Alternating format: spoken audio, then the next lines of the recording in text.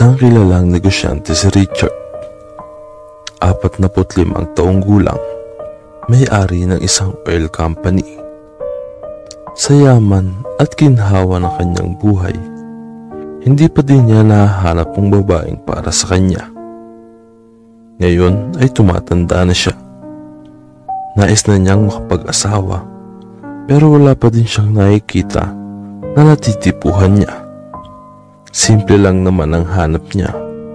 Mabait, maalaga, yung hindi pera ang habol sa kanya at hindi manloloko.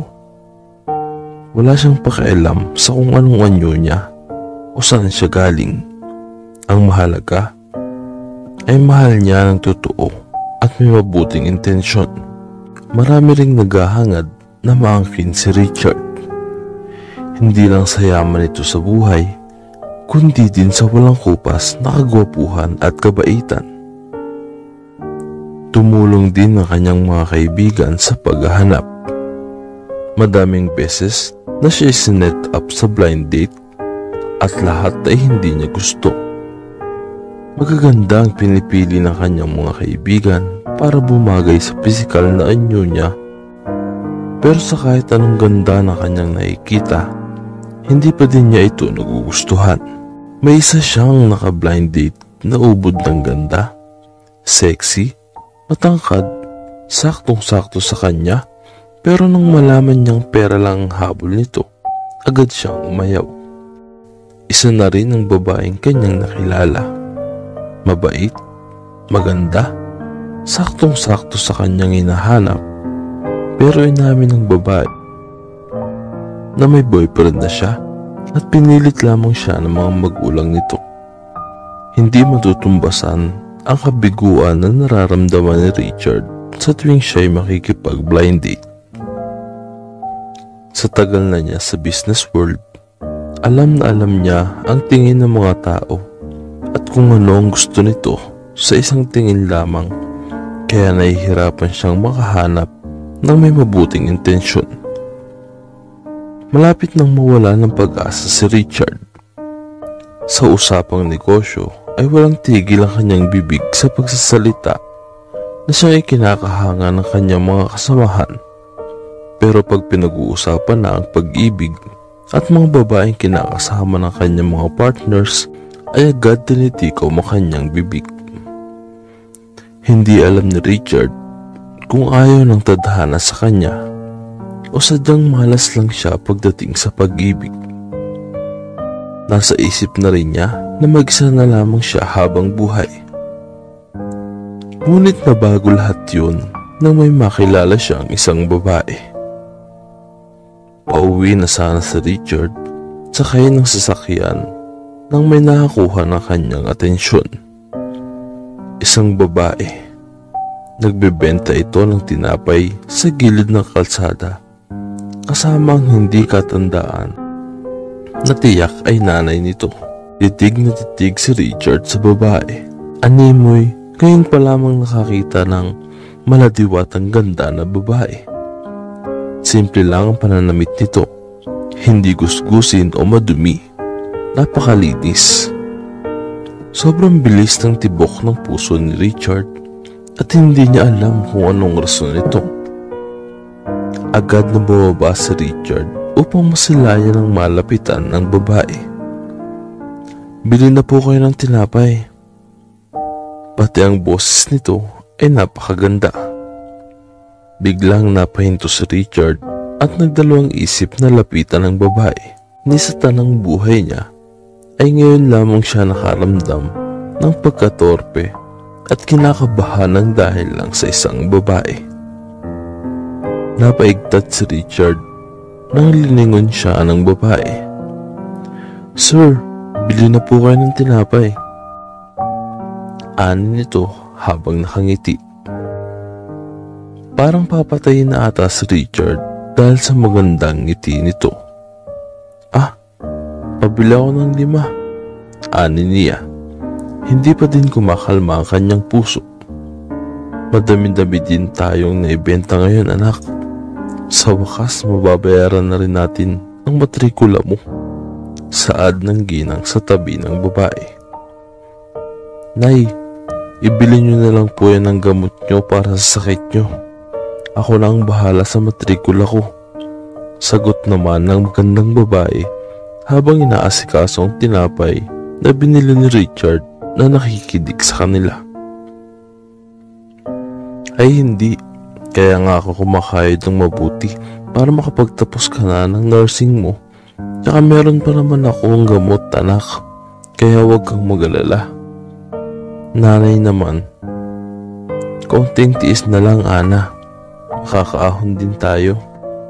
Nakangiting sabi ng ginang. Ngumiti naman si Ana at mabilis na niyakap ang ina. 50 po lahat, sir. Baling ni Ana kay Richard habang inaabot ang sapin ng tinapay.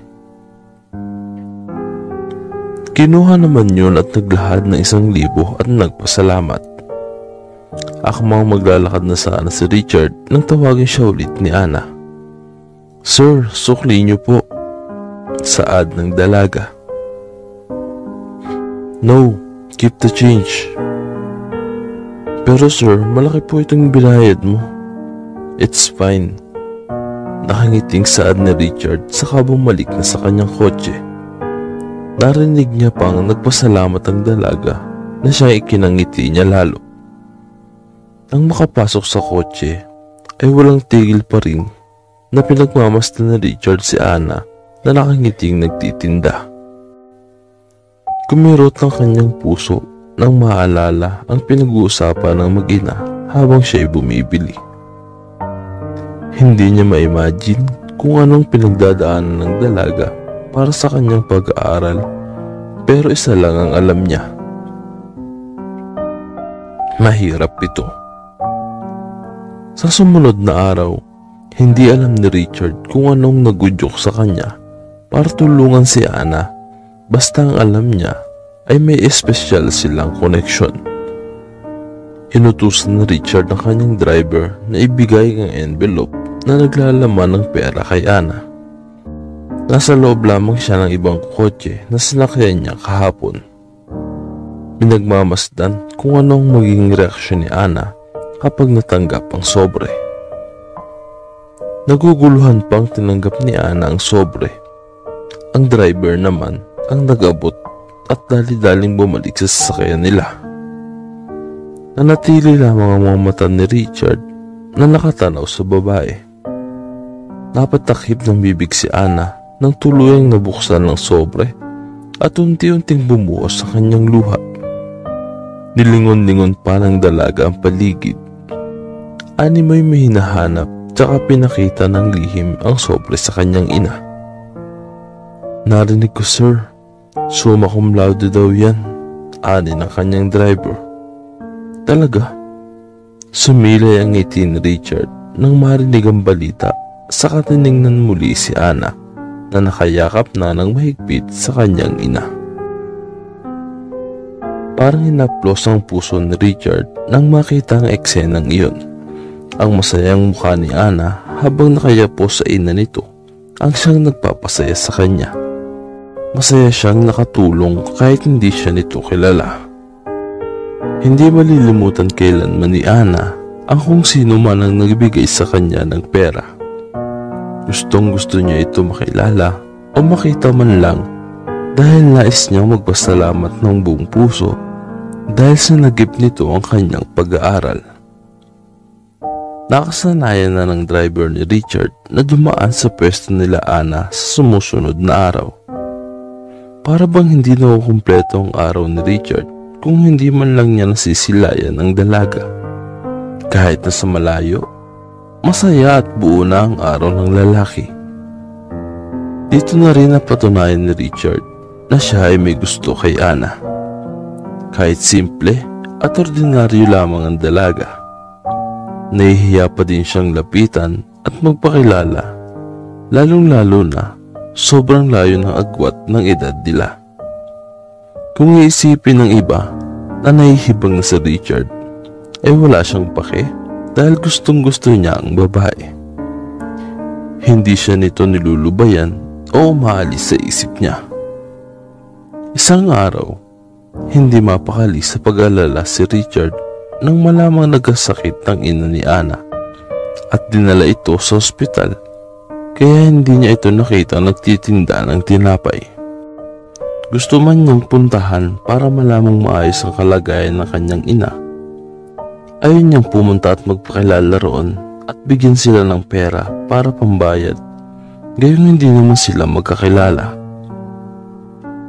Puro ang intensyon niya sa dalaga at ayaw niyang isipin nitong sila ay namumulubi. Laking pasasalamat ni Ana na naging maayos na ang kalagayan ng kanyang ina. Laking pasasalamat sa Diyos na hindi malala ang kalagayan nito. Dumating ang graduation ni Ana at lahat ng kanyang pamilya ay nagulat na siya ay itinanghal na summa cum laude. Masayang masaya ang mga ito para kay Ana, lalong-lalo na ang ina dahil sa kabila ng hirap sa buhay ay nakapagtapos na rin ito sa pag-aaral dahil sa sikap at tiyaga ng anak. Pumunta rin si Richard sa graduation ni Ana. Pinagtitinginan siya ng mga taong naroon dahil na rin siguro sa gwapo nitong taglay. Ngunit hindi yun pinansin ni Richard dahil ang buong atensyon nito ay na kay Ana. Focus na focus siya sa dalaga, lalo na't nung nag-speech ito. Nakingiti lamang si Richard habang nakikinig kay Ana. Masaya siya sa dalaga na nakapagtapos na ito at masaya siya dahil isa siya sa tumulong kay Ana na maabot ang mga pangarap nito. Wala nang iba pang hiling si Richard para kay Ana kundi ang happiness at success nito sa buhay. Hindi mawala ang ngiti sa labi ni Ana nang makatanggap siya ng malaking bouquet na may sobre ng Certificate of Nursing Review Scholarship. Umaapaw ang saya ng dalaga nang mabasa ang sobre. Akala niya ay galing sa school pero nagkakamali siya dahil nakasulat sa note, "Congratulations from someone." Paulit-ulit na binabasa ni Ana ang nakasulat. Pinipigilan man niyang ngumiti pero kahit anong pigil niya ay parang may buhay ang kanyang mga labi at kusa na lang ngumikiti. Si ate may jowa na. Kanina pa inaasar si Ana ng kanyang mga kapatid. Pati ang kanyang mga magulang ay nakisabay na rin at paulit-ulit na tinatanong kung sino ang nagdala. Pero maski si Ana ay walang alam. Madami na rin nagtangkang manligaw kay Ana dahil na rin sa kabaitan at kagandahan nitong taglay. Pero miski isa ay hindi niya binigyan ng pag-asa. Lahat talbog, lahat busted.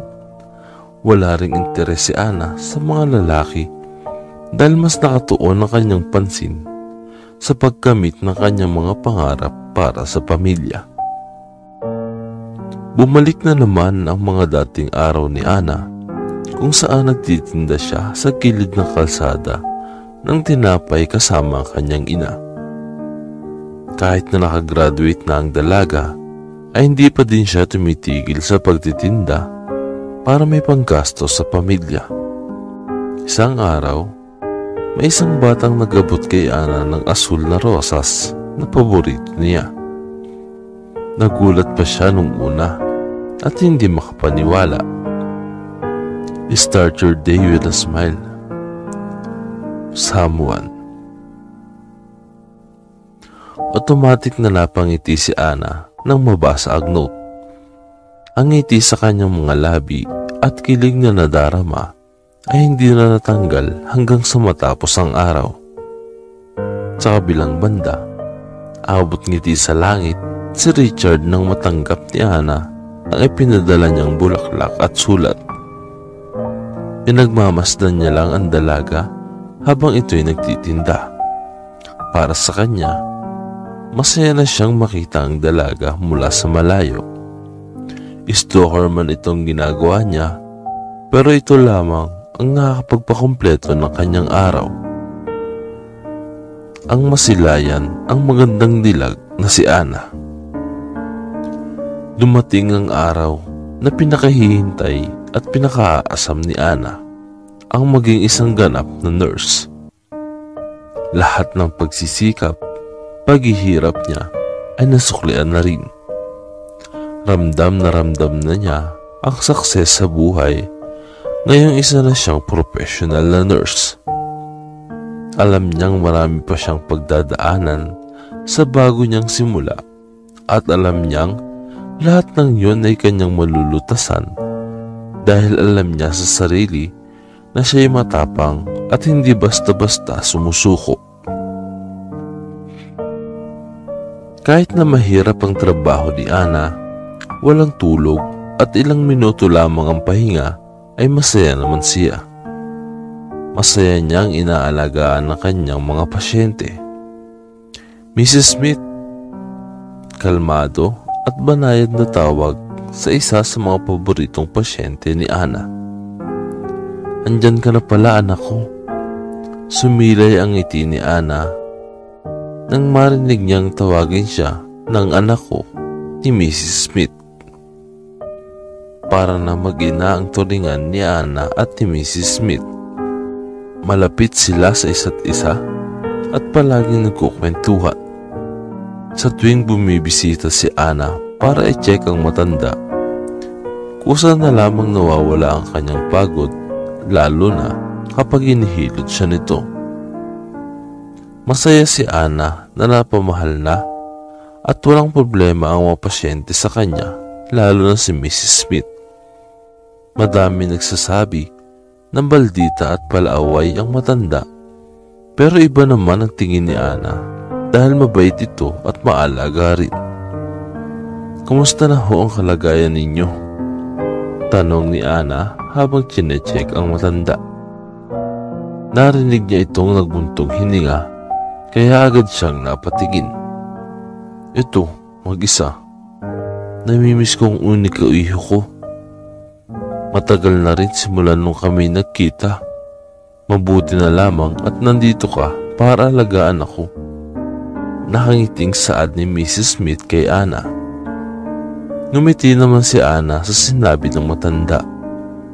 Siyempre naman po, paborito po kita eh. At natawa ang dalawa. Alam mo, bagay kayo ng anak ko.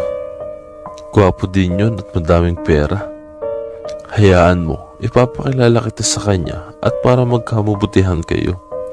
Saad ni Mrs. Smith na animoy kinikilig. Tumawa na lang si Ana. Naku po, baka may asawa o girlfriend na yun. Malalagot pa tayo. Paano ba yun magkaka-girlfriend? Miski ina niya, hindi niya may bisita dahil sa busy sa kumpanya niya. Paano naman ho kayo bibisitahin nun? Sabi niyo nga po, hindi niya alam na nasa ospital kayo. Seryosong saad ni Ana sa matanda. Naging malungkot ang mukha ni Mrs. Smith sa narinig mula kay Ana. Tiyak na mag-aalala at magagalit ang anak ni Mrs. Smith kapag nalaman itong may sakit ang kanyang ina, kaya mas pinili ng matanda na huwag nang ipagsabi dahil ayaw niyang makadagdag sa problema at pasahan ng anak gayong busy itong tao. Gusto niyo po ba mamasyal? Aya ni Ana nang mapansing malungkot si Mrs. Smith.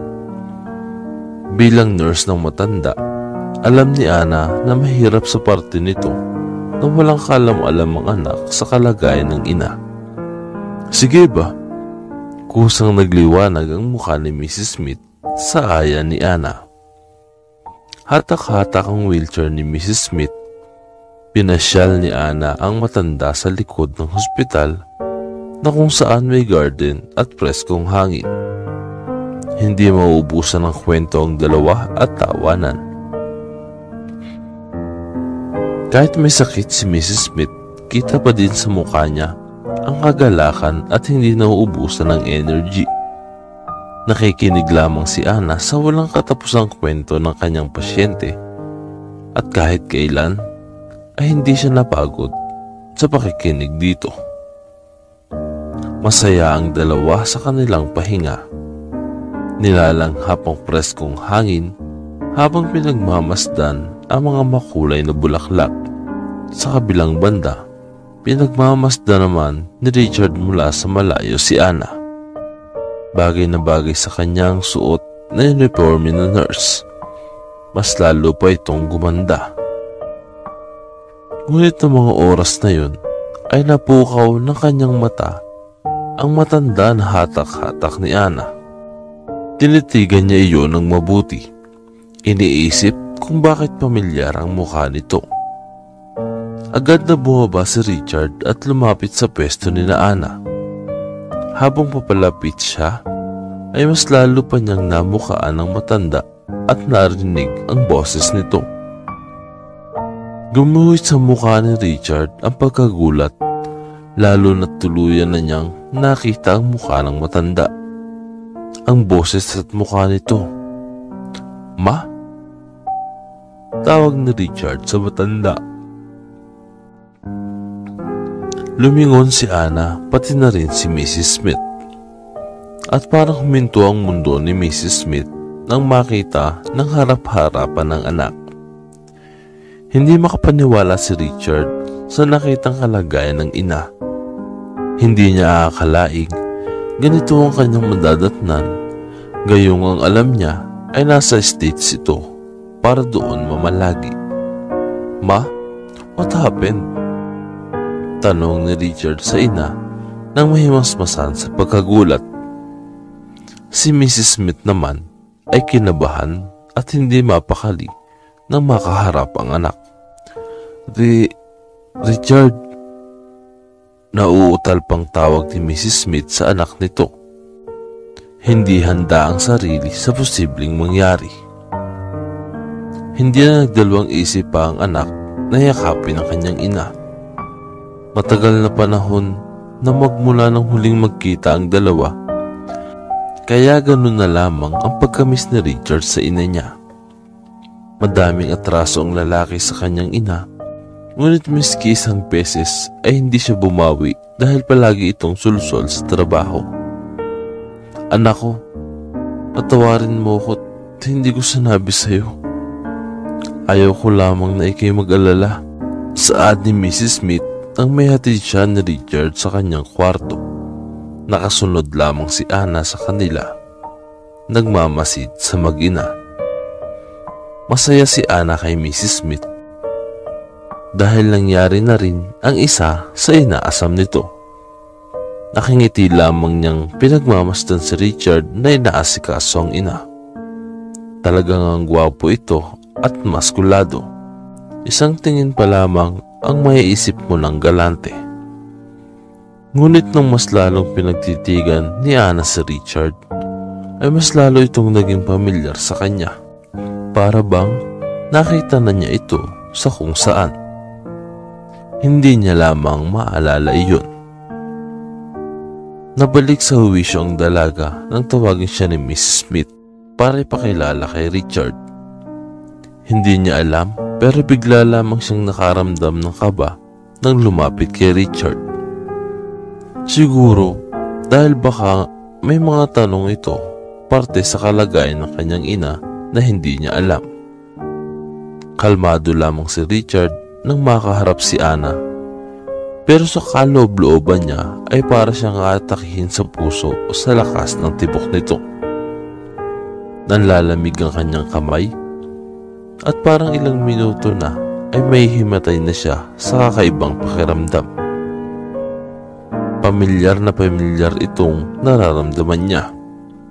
Ito yung pakiramdam ng unang niyang makita si Ana, ang babaeng nagpabilis ng pagtibok ng kanyang puso. Nagpakumpleto palagi ng kanyang mga araw sa simpleng pagsilay lamang. Ngayon ay nasa kanyang harap na, malapit na malapit. "I'm Richard," pakilala ni Richard sa sarili, sabay lahad ng kanyang kamay kay Ana na siyang lugod ng tinanggap ng dalaga. "Ana po, private nurse ni Mrs. Smith." Magalang na pakilala ni Ana. "Siya yung sinasabi ko sa iyo, Ana, na gwapo kong anak." Bagay na bagay kayo, pagsingit ni Mrs. Smith. Nangaasar sa dalawa. Mama naman, may pagbabanta si Richard sa ina nitong mapang-asar kahit na gusto naman. Pasensya ka na sa mama ko, ganyan lang talaga yan, mapang-asar. Paghingi ng tawad ni Richard kay Ana. Tumawa naman si Ana na siyang mas lalong nagpahanga kay Richard. Para bang may musika na dumaan sa kanyang tenga at gusto niya itong marinig pa. Naku po, ayos lang. Nasanay na rin ako kay Mrs. Smith. Nakangiti nitong saad. Nagtingin na ng dalawa at parehong umiti. Para bang walang ibang tao sa kwartong iyon at silang dalawa lamang. Hindi matutumbasan ang saya na nararamdaman ni Richard.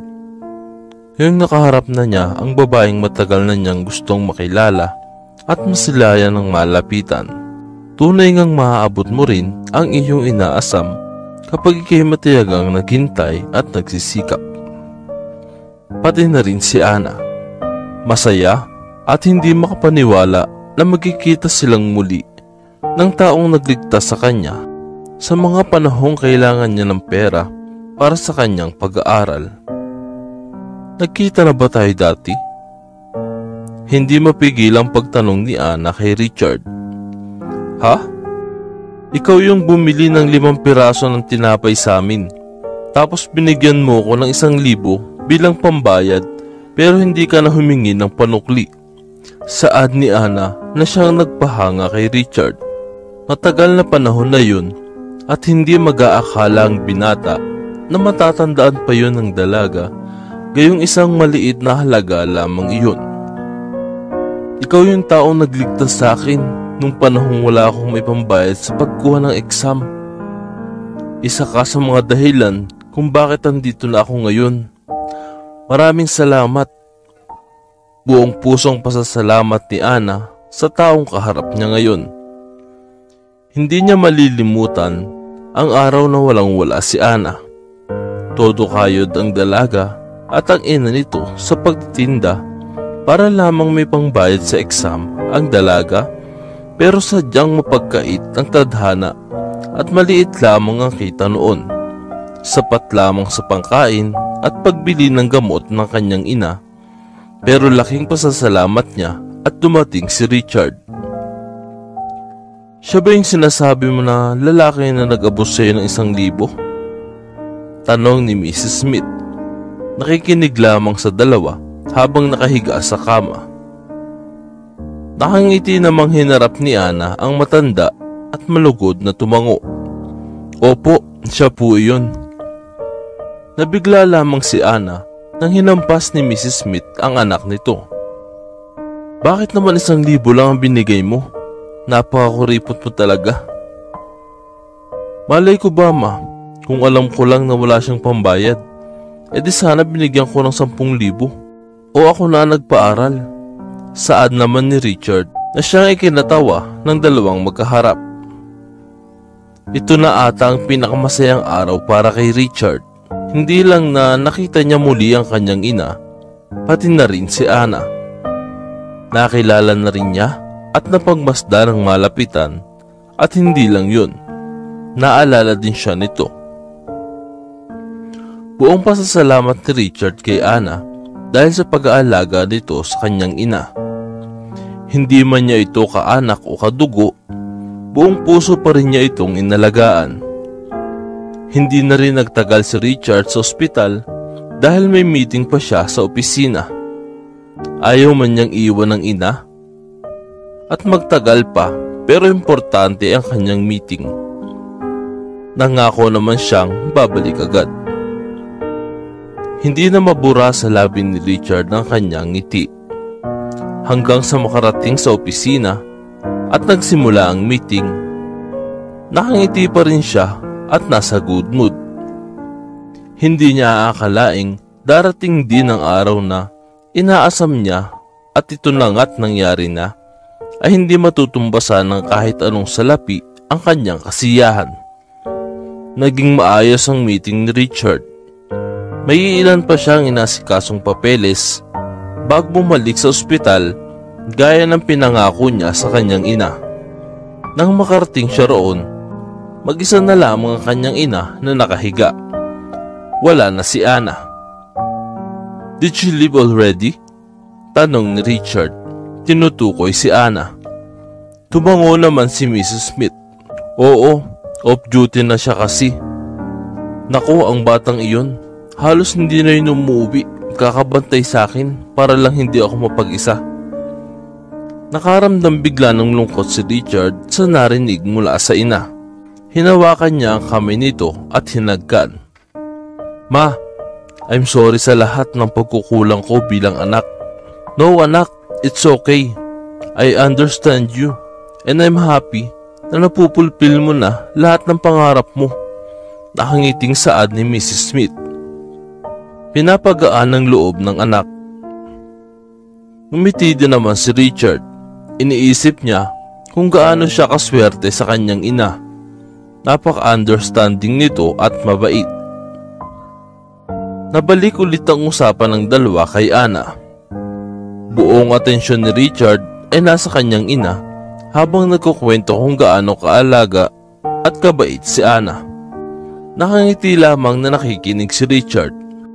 Dahil dun, hindi na rin nakayanan ni Richard pa ang masambit sa ina ang pagtulong niya kay Anna at palihim nitong pagdadala ng bulaklak.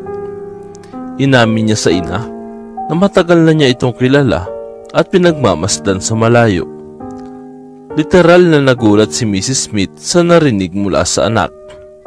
Hindi niya aakalaing ganun pala ito katorpe at mahiyain. Natatawa pa siya habang pinapakinggan ng anak na nagkukwento tungkol sa pagiging stalker nito. "Ligawan mo na kasi," pagkukumbinsi ni Mrs. Smith kay Richard. "Ma, matanda na ako at bata pa lang si Anna." Ano naman ngayon? Age doesn't matter naman, anak. Mahal mo naman si Anna at alam ko ring magugustuhan ka din nun." Hindi nakasagot si Richard. May punto rin naman ang kanyang ina. Ano nga ba ang kanyang pake kung malayo ang agwat ng edad nila ni Anna? Mahal niya naman ito at yun ang importante. "Sige ka, baka magsisi ka at makahanap ng lalaking mamahalin si Anna." Pananakot ni Mrs. Smith. Maganda at mabait si Anna. Madaming manliligaw, kaya hindi na rin makakapagtaka kung isang araw kung makahanap ito ng boyfriend. Dumating na naman ang panibagong araw. Masayang nakitang muli ni Mrs. Smith si Anna. Para kay Mrs. Smith, tinuring na rin niyang anak ang dalaga. Hindi rin mawala sa kanyang isipan ang pinag-usapan nilang dalawa ni Richard tungkol kay Anna. "Anna, anong tingin mo sa anak ko?" tanong ni Mrs. Smith na siyang ikinagulat ni Anna. Hindi inaasahan ang tanong.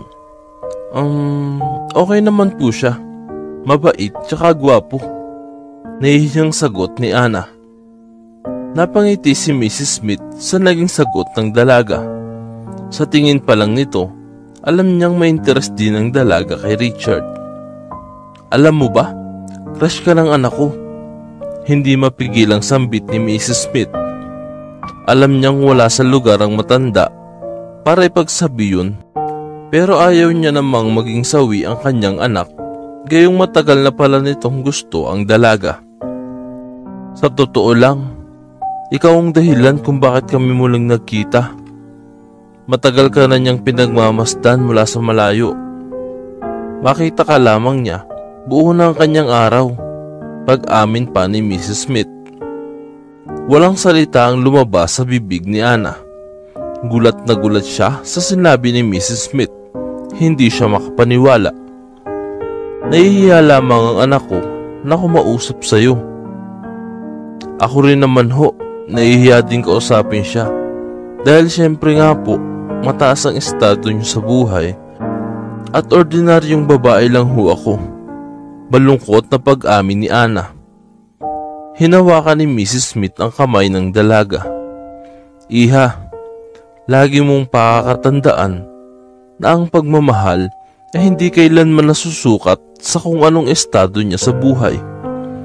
Mapamahirap man o mayaman, kapag mahal mo, tanggap mo."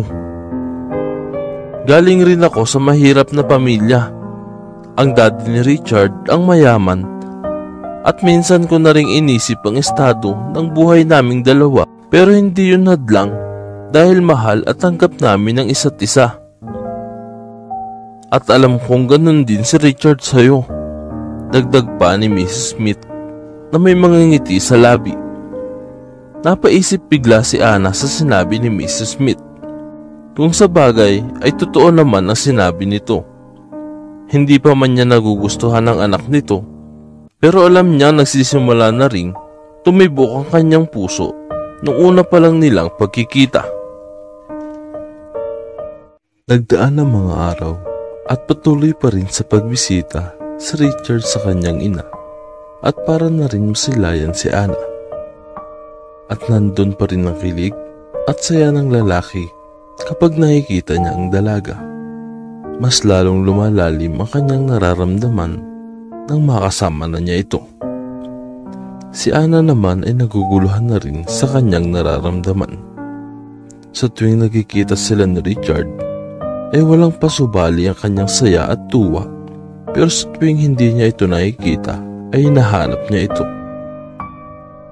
Hindi naman mali ang magmahal pero para kay Ana, hindi pwede sa kanya si Richard. Ordinaryong babae lamang siya at si Richard ay mayaman. Sobrang pagkakaiba ang estado nila sa buhay at alam niyang hindi siya nababagay roon. Sa tuwing naiisip niya ang bagay na iyon, ay parang pinupunit ang kanyang puso. Doon na niya napagtanto na ang mahihirap ay para sa mahihirap lamang at ang mayayaman ay para sa mayayaman lamang. May ilang ulit na pinigilan ni Ana ang kanyang nararamdaman.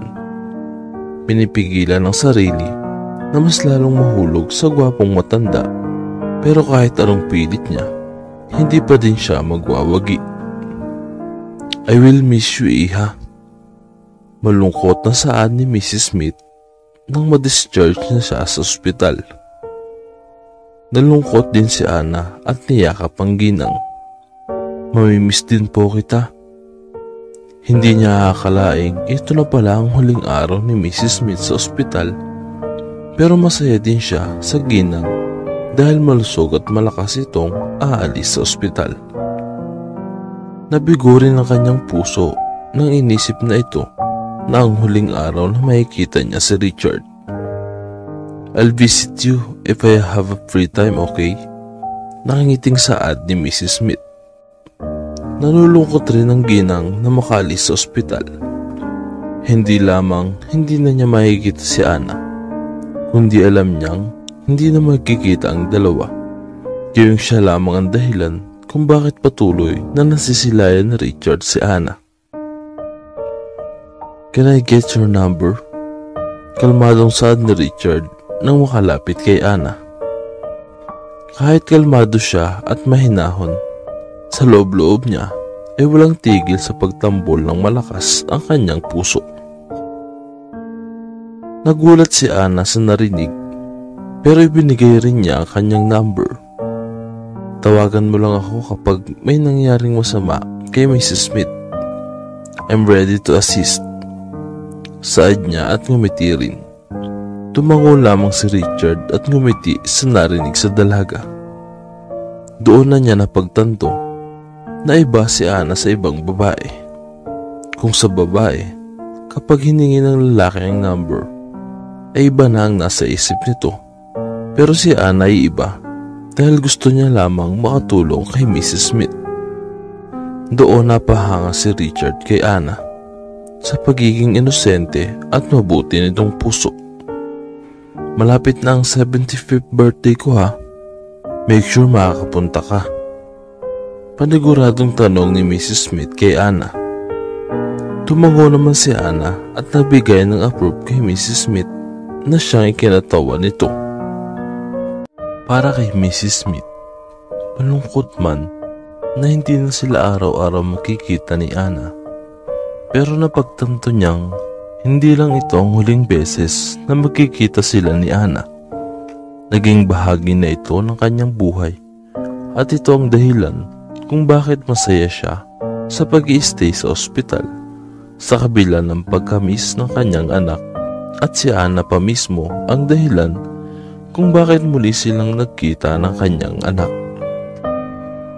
Kahit nakalabas na si Mrs. Smith sa ospital, ay palagi pa rin silang nagkikita ni Ana.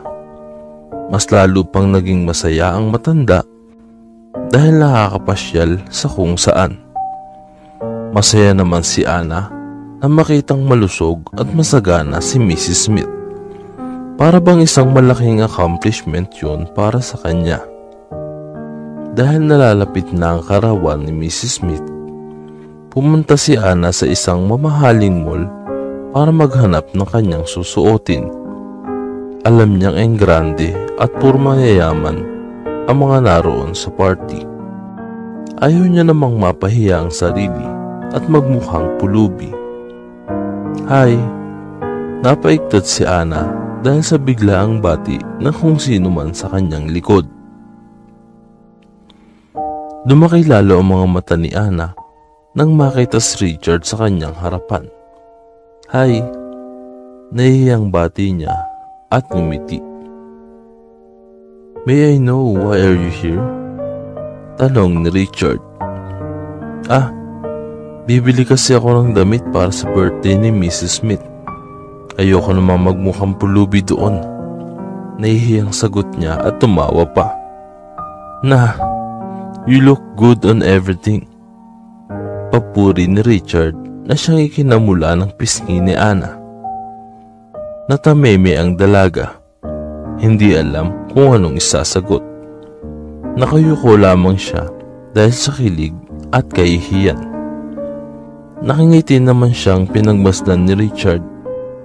Bahagya pa itong natawa ng mahina dahil sa pamumula ng pisngi ng dalaga. Gusto mo ba sabay na tayong bumili? Ayan ni Richard. Tumango lamang si Ana at sabay na silang pumasok sa mall. Iniisip ni Richard na ito na ang panahon para mapalapit kay Ana. Ayaw niyang masayang ang kanyang effort at maangkin si Ana ng ibang lalaki. Mahal niya si Ana at ito na ang taktang panahon para kumilos. Agad na namangha ang mga mata ni Ana pagkapasok nila sa isang butik. Agad na napukaw ng kanyang atensyon ang isang dress na simple lamang pero elegante ang dating. Tiningnan niya iyon at nalula sa presyo. Napakamahal. Nakaramdam ng panghihinayang si Ana. Kahit na may trabaho na siya, hindi niya pa din nabibili ang kanyang mga gusto, kagaya na lamang nitong dress. Gusto mo ba yan? Sulpot ni Richard sa kanyang tabi. That's a beautiful dress. I'm sure bagay yan sa'yo. Oo nga kaso masyadong mahal. Di ko carry. Akmang ibabalik na ni Ana ang damit pero pinigilan yun ni Richard. Let's buy it. I'll pay it. Saad ni Richard. Nabigla si Ana sa narinig. Hindi makapaniwala. Alam niya namang afford ni Richard ang mamahaling damit pero hindi aakalaing bibilhan siya nito gayong hindi naman sila gaanong magkakilala. Hala, wag na. Ang mahal masyado niyan. Wala akong pambayad sa'yo. Hindi mo naman kailangang magbayad. Sabihin na lang natin, pasasalamat sa pag-aalaga mo sa mama ko. Pero ang totoo, gusto lang talaga ni Richard na bilhan si Ana ng damit. Hindi mo kailangang magpasalamat dahil trabaho ko naman ang alagaan si Mrs. Smith. Tutol ni Ana. Okay, I'll favor it because I want to. Pagmamatigas ni Richard. Sa huli ay si Richard ang nagwagi. Siya ang nagbayad sa damit na gusto ni Ana. Hindi lang yun. Hindi lang isang damit ang binili niya. Kung anong natitipuhan ni Ana ay binibili. Kahit hindi magsabi ang dalaga, sa tingin pa lang ng mga mata nito ay alam na agad ni Richard. Hindi na alam ni Ana ang gagawin. Hiyang-hiya na siya kay Richard at sa sarili. Pero kahit nahihiya man, ay laking pasasalamat niya sa kabutihan nito. Hindi lang doon nagtatapos ang kanilang araw, dahil tinulungan rin ni Ana si Richard na mamili ng kanyang susuotin. Kapwa ang dalawa ay masaya at nakaukit ang mga ngiti sa kanilang mga labi. Hanggang sa sila'y natapos at nagaya si Ana na kumain bilang pasasalamat lang kay Richard. Agad itong umuo at hinayaan si Ana na dalhin siya sa kahit saan. Alam kong hindi matutumbasan ang pasasalamat ko sa halaga ng perang nagastos mo sa akin, pero maraming salamat pa rin, panimula ni Ana nang magsimula silang kumain. Isang pasasalamat mo pa at baka bawiin ko yung damit mo. Pagbibiro ni Richard at tumawa. Ang laki naman ng mga mata ni Ana at pabiro pang nilayo ang bags na puno ng mga damit na ikinatawa lalo ni Richard. Tumawa rin si Ana at hindi maiwasang pagmasdan ang gwapong mukha ni Richard. Pwede ba kitang sunduin sa bahay niyo sa birthday ni Mama? Bigla ang tanong ni Richard. Kinakabahan na mamawis. Ha? If that's okay with you, dagdag pa ng lalaki. Ngumiti si Ana at tumango. Hudyat na pumapayag sa aya ni Richard. Sure. Pilit na pinapakalman ni Richard ang sarili kahit sa loob niya ay tumatalbog ang kanyang puso dahil sa saya at kilig. Hindi niya akalaing magiging masaya ang araw na yun para sa kanya. Hindi na siya makapaghintay pa na makasama ulit si Ana. Ganon din ang dalaga. Nangangako siyang magpapaganda pa lalo at paghahandaan ang araw na iyon. Hindi lamang para sa mga bisita sa party at kay Mrs. Smith, kundi para rin kay Richard. Araw na ng kaarawan ni Mrs. Smith at hindi pa rin kumakalma ang puso ni Ana habang nasa kotse ni Richard. Hindi na siya mapakali sa pinaghahandaan niyang araw. Ni hindi naman maalis ang tingin ni Richard kay Ana. Panay ang sulyap nito sa dalaga habang nagmamaneho. Ikaw ba naman ang tabihan ng isang diwata? Hindi ka ba masisilo sa ganda? Mas lalong gumanda si Ana sa suot niyang dress. Bagay na bagay sa kanya at mas nakikita ang hubog ng kanyang katawan. Mag-focus ka naman sa pagdadrive. Huwag kang panay ng tingin sa akin. Hindi na nakayanan pa ni Ana ang magsalita. Kanina pa kasi niyang napapansin ang pasulyap-sulyap na titig ng lalaki. I'm sorry. I just can't stop looking at you. You look so beautiful with that dress. Malambing na pag-amin ni Richard na siyang ikinapula ng pisngi ng dalaga. Nag-iwas na lang ito ng tingin at ibinaling sa bintana. You look nervous, dagdag pa ni Richard. Pasensya na. First time ko kasing makapunta sa engrandeng party. Nahihiyang saad ni Ana at ngumiti. Ngumiti din si Richard at hinawakan ang malamig na kamay ng dalaga. Don't be. I'm here. Hindi alam ni Ana, pero bigla na lamang siyang kumalma. Ang mga salita ni Richard at ang paghawak ng kamay ay siyang nagbibigay ng init at kalma ng kanyang puso. Hindi na namalaya ni Ana na nakarating na pala sila. Sa labas pa lang ng venue ay marami ng mga tao. Ang iba ay may dalang kamera na halatang taga-media.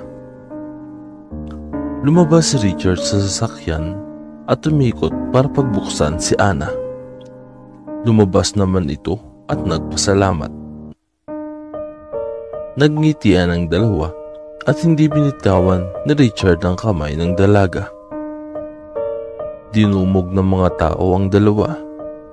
Kumuha ng larawan at ang iba ay nag-interview pa kay Richard.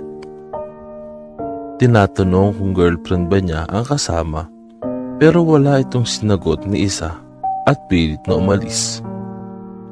Hindi pa man sila tuluyang nakakapasok ay may tinig ng babae ang tumawag kay Richard. Agad na nagbigay daan ng mga tao nang papalapit ang babae kay Richard. Napanganga si Ana nang makita ang babae. Sobrang ganda nito at sexy pa. Niwala siya sa katingting ng babae. Tuluyan ang nakalapit ang babae kay Richard at sinalubong kaagad ng halik na siyang ikinagulat ng lahat. "Hey babe, I miss you." Magilo na sambit ng babae matapos ang nakakagulat na halik kay Richard. Niyakap pa niya ito. Naghihiyawan kaagad ang mga madla at pumalakpak na animoy may bagong ikinasal. Nabitawan ni Richard ang kamay ni Ana nang dinumog ulit sila ng mga tao. Hindi siya kundi si Richard at ang babae. Mas lalong lumalayo si Ana kay Richard dahil sa dami ng tao. Nakatayo lamang siya sa gilid habang pinagmamasdan ang kumpulan ng mga tao. At doon na niya na-realize ang isang bagay na laging nakatatak sa kanyang isipan. Ang mayayaman ay para sa mayayaman lamang at ang mahihirap ay para sa mahihirap lamang. Kahit anong pasosyal mo sa iyong sarili, hindi ka pa rin nababagay sa estado ng mayayaman. Unti-unting umatras si Ana. Mabibigat na mga hakbang ang kanyang ginawa.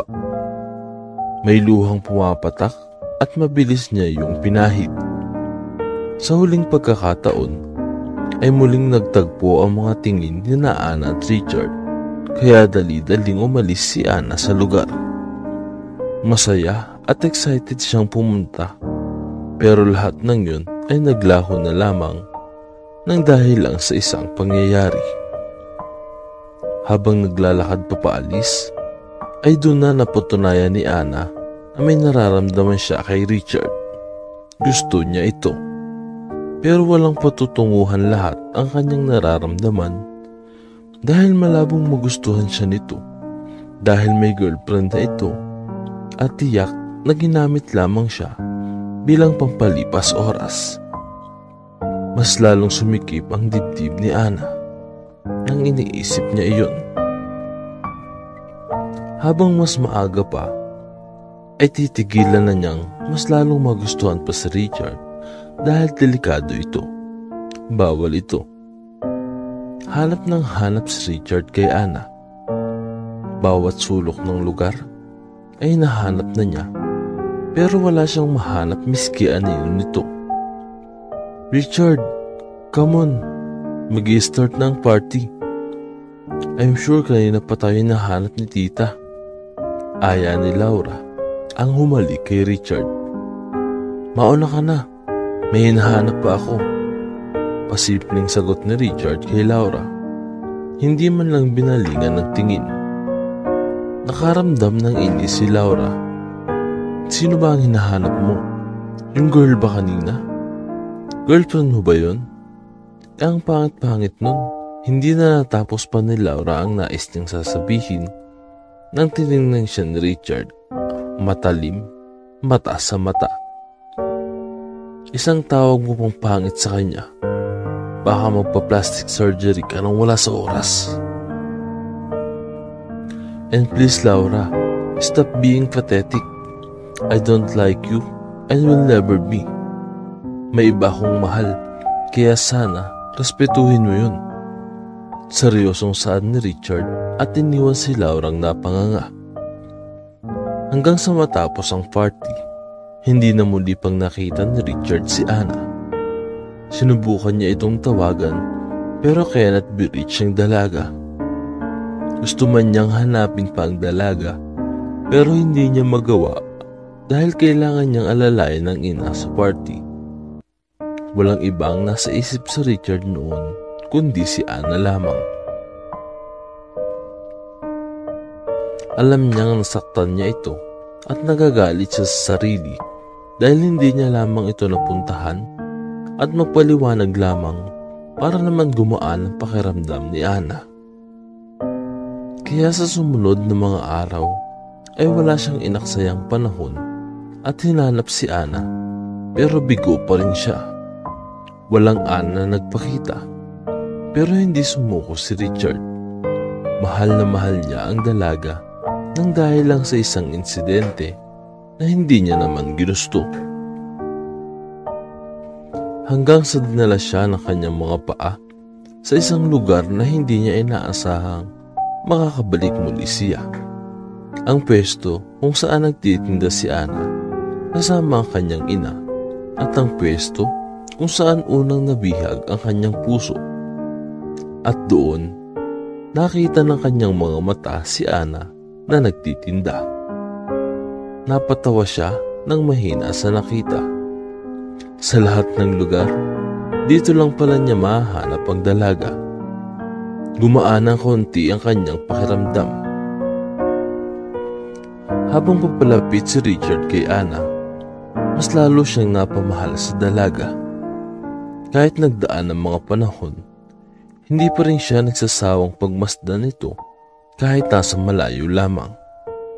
Ang pagmamahal na kanyang nararamdaman kay Ana ang siyang lakas niya para hindi sukuan ng dalaga. Pabili po 5 piraso. Saad ni Richard nang tuluyan ng makalapit sa pwesto ni Ana. Tuluyan nang nagtitiga ng dalawa. Ngumiti kaagad si Richard nang magtagpo ang kanilang mga tingin. Agad namang umiwas ng tingin si Ana. Gulat na gulat pa rin sa nakikita.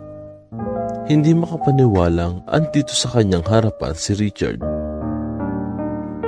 "Can we talk? Kahit saglit lamang." Pakiusap na Richard kay Ana. Saglit pang nag-isip ang dalaga bago tumayo at sumama kay Richard. Parehong nagpaalam ang dalawa sa ina nito bago tuluyang umalis, pero hindi pa man sila nakakalayo ay biglang hinarangan si Richard ng batang kalye. "Pahingi po ng tinapay. Gutom na po kasi ako." Pakiusap ng musmusing bata sabay lahad ng 2 kamay. Hindi naman nagdalawang isip pa si Richard pa at binigay ang lahat ng piraso sa bata. "Maraming salamat po." Magiliw na saad ng bata. Nagtungo ang dalawa sa isang tahimik na lugar. Parehong walang nagsalita. Lumapit si Richard kay Ana at tinawakan ang dalawa nitong kamay. "From the very first time that my eyes laid on you, I know that you're the woman that I've been looking for. Mahal kita, Ana, at gagawin ko ang lahat para mahalin mo rin ako." "Pero may girlfriend ka." Kumunot ang noo ni Richard. Nagpapahiwatig na hindi alam ang sinasabi ni Ana. "Ha? Yung babaeng hinalikan ka kahapon sa party?" Doon na napaisip si Richard. "Oh no, she's not my girlfriend. May gusto yan sa akin, but don't worry. Hindi na yun mangi-istorbo pa dahil I told her that I have a girlfriend." Nakangiting saad ni Richard. "Sino naman?" "You." Simpleng sagot ni Richard na siyang ikinapula ng pisngi ni Ana. Pilit pang itinago ng dalaga ang kanyang ngiti, pero siya'y natalo lamang. Mas lalo namang ngumiti si Richard nang makitang namumula ang dalaga. Hudyat na kinikilig sa pag-amin niya. "I like you too." Bigla ang pag-amin ni Ana. Para saan pa nga ba kung itatago niya rin ang kanyang nararamdaman, gayong may pagtingin din naman pala si Richard sa kanya. "Ha?" Para atang nabingi si Richard sa narinig. "Sabi ko, I like you. Gusto kita. Okay na? Rinig mo na? Halika na't bumalik na tayo dahil nagbebenta pa ako." Kalma ang pag-amin ni Ana sa kanyang nararamdaman, pero sa loob-loob niya ay parang nagkakarera ang kanyang puso dahil sa lakas ng bintig nito.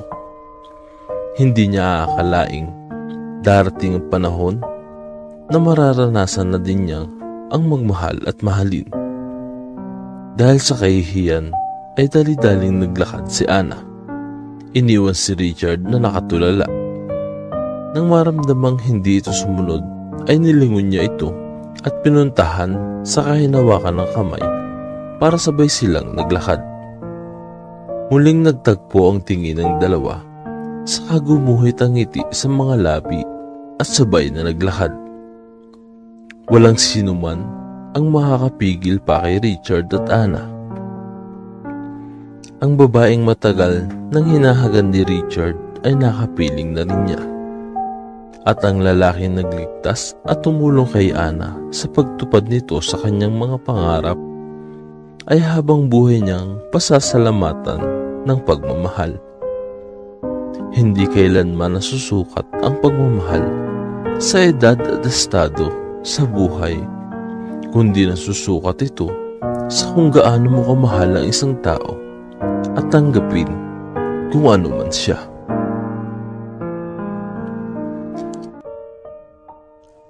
Masarap simulan ng araw kapag sa pagising mo sa bawat umaga ay unang bubungad sa iyo ang iyong taong minamahal. Wala na ngang may hiling pa si Richard dahil nasa piling na ang babaeng kanyang matagal na pinapangarap. Walang mahahalin tulad sa kahit anong kayamanan o materyales na meron siya ang kasiyahan ng kanyang nararamdaman ngayon. Good morning!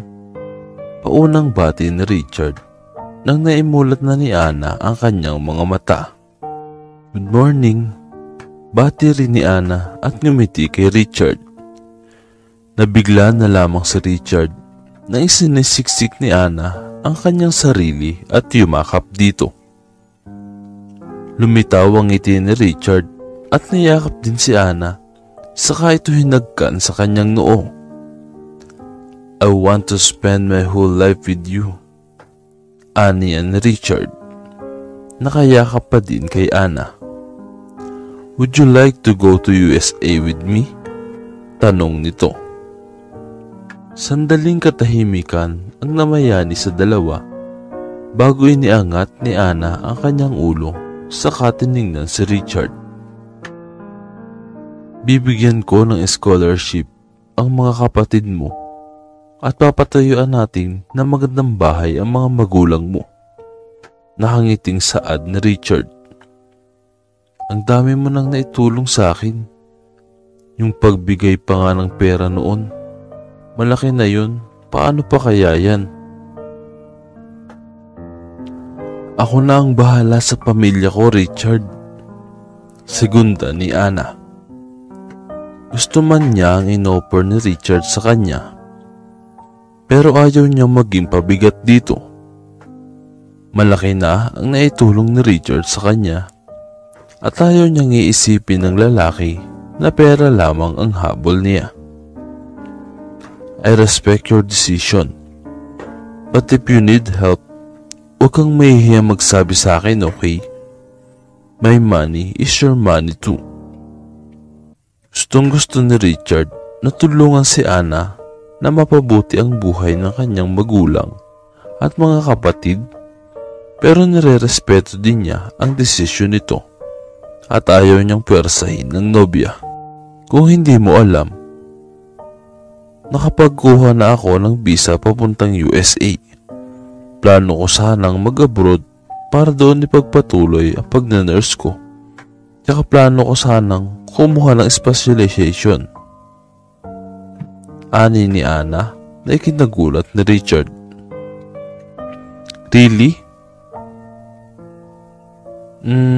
Tsaka malaki din kasi sweldo doon kaysa dito. Tsaka gusto ko rin mabihasa sarili ko sa trabaho ko. Wala nang nasabi pa si Richard. Sobra-sobra na ang kanyang paghanga kay Ana. Magaling na ito sa trabaho, Ngunit gusto pa ng dalaga na mag-aral muli para mas gumaling pa ito. Handang gawin ni Ana ang lahat para sa magandang kinabukasan ng kanyang pamilya. Then let's go together. Let's start our new life together. Dumating rin ang araw na pinakahihintay ni Ana at Richard, ang magbagong buhay na magkasama sa US. Mag-ingat kayo dun ha. Update me always. Tugon ni Mrs. Smith sa dalawa nang makalapag sila sa airport. Huwag na huwag niyong pababayaan ang sarili niyo doon. Tugon naman ng ina ni Ana. Ay, bakit ba kayo ganyan? Kaya na nila mga sarili nila. Hindi na sila mga bata. Saad ng ama ni Ana. Naririndi na sa paulit-ulit na bilin ng dalawang ina. Mabuti nang sigurado tayo, Balae. Hayaan mo. Sa susunod, tayo naman ang lalarga. Basta anak ha, hindi namin kailangan ng mga tsokolate na yan o kahit anong bagay. Ang gusto namin, apo. Huwag na huwag kayong babalik dito kapag wala kayong maipapakitang apo sa amin. Mama naman. Talagang nagkasundo pa ang dalawang pamilya na asarin sila. Kaya dali sa kanila na magkasundo na ikinatuwa naman ni Richard at Ana. Kahit na sobrang yaman at galante ng pamilya ni Richard, ay sobrang down to earth nito. Sige na, at baka malate pa kayo. Nagyakap ang lahat bilang pamamaalam. Hindi naman maiwasang maiyak ni Mrs. Smith para sa anak dahil saksi din siya kung gaano pinapangarap ng kanyang anak si Ana at ngayon ay nakamit na niya ito. Walang mailugar ang kanyang kasiyahan para sa dalawa. Mag-iingat kayo doon ha. Aantayin namin ang pagbabalik ninyo. Lumipas ang mga buwan nang magkasama sina Richard at Ana at walang nagbago sa kanilang matamis na samahan. Mas lalo pa itong naging matatag at puno ng pagmamahal. Sa bawat araw na magkasama sila, ay yun ay pinakamasasayang araw ng dalawa. Nagsimula na ulit na mag-aral si Ana para sa kanyang specialization bilang nurse, habang si Richard naman ay busy rin sa kanyang trabaho sa kumpanya sa USA. Pero kahit na may priorities ang dalawa, ay hindi naman nila nalilimutan ang isa't isa. Sa pagtapos ng araw, kapiling pa rin nila ang isa't isa sa ilalim ng buwan at magkayakap sa dilim. Isang araw, napagpasyahan ni Richard na sorpresahin ang nobya galing sa eskwelahan nito. Naglatag siya ng romantikong dinner date sa loob ng kanilang bahay. Simple lamang ngunit puno ng pagmamahal ang gabing iyon. Ngunit kahit na simple lamang, may bigati naman siyang inihanda para sa nobya ng gabing iyon na tiyak na hindi nito malilimutan. Maya-maya lamang ay dumating na si Ana at pagtapak pa lang niya sa kanilang sala ay agad siyang napangiti nang makita ang mga rosas sa sahig na nakakalat. May mga kandila din na nasa gilid papuntang kusina. Dahan-dahan siyang pumunta sa kusina. Abot langit ang kanyang ngiti nang madatnan si Richard na nakaluhod sa kanyang harapan habang hawak ang isang maliit na box na may lamang kumikinang na singsing. Ang luhang kanina pa pinipigilan ni Ana ay tuluyan ang bumagsak nang mabasa niya sa pader ang "Will you marry me?" Would you like to spend the rest of your life with me? Buong pusong tanong ni Richard sa harap ng kanyang minamahal. Hindi nakapagsalita si Ana. Bagkus ay tumango lamang siya ng tumango. Sobra-sobra ang ligaya ang kanyang nararamdaman ng mga oras na iyon. Ang kanyang puso ay parang sasabog sa lakas ng pintig nito. Agad na tumayo si Richard, saka sinuot ng singsing kay Ana. May luha ring nakatakas sa mga mata ni Richard.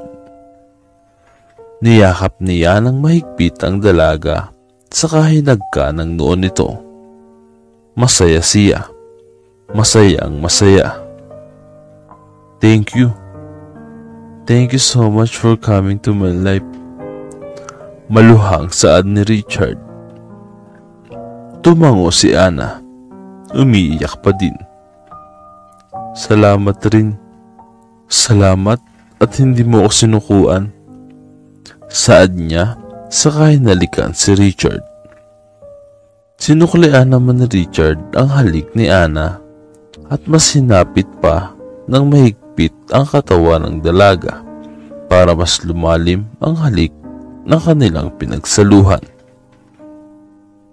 Habang palalim ng palalim ang kanilang halikan, nagsimulang nag-alab ang init ng kanilang katawan na naging dahilan ng pagpunta nila sa kwarto.